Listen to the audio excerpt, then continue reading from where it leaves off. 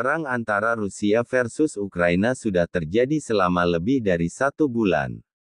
Berbagai wilayah pemukiman, pusat perbelanjaan, hingga rumah sakit di Ukraina menjadi saksi bisu bombardir pasukan negeri beruang merah.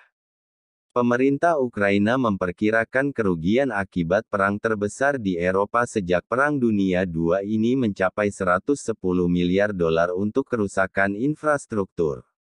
Dengan asumsi $1 sama dengan Rp14.364, jumlah tersebut setara Rp1.580,04 triliun. Belum lagi ada kerugian yang sifatnya masih potensial, yaitu hilangnya kesempatan menarik investasi asing. Kalau menghitung kerugian potensial itu, nilainya bisa mencapai 500 miliar dolar, 7.182 triliun rupiah. Memang sulit memberikan angka pasti pada biaya akhir dari kehancuran Ukraina. Namun, dari kondisi ini seharusnya Rusia bertanggung jawab untuk membayar ganti rugi atas berbagai kerusakan yang terjadi.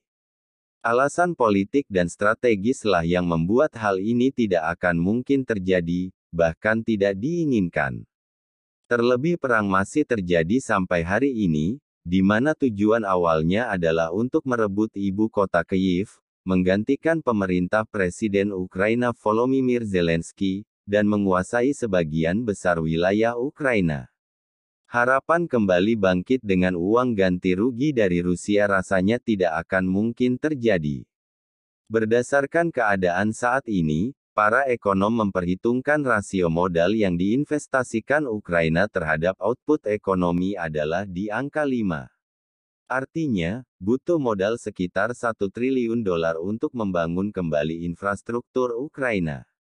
Perkiraan Dana Moneter Internasional (IMF) mencatat bahwa sebelum perang produk domestik bruto (PDB) Ukraina adalah $204 miliar.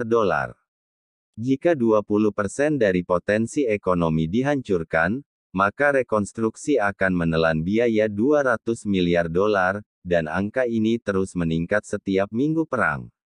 Saat ini, untuk menjaga stabilitas jangka panjang, badan-badan internasional seperti Bank Eropa untuk Rekonstruksi dan Pembangunan (EBRD) beserta Bank Dunia mengambil langkah untuk penggalangan dana.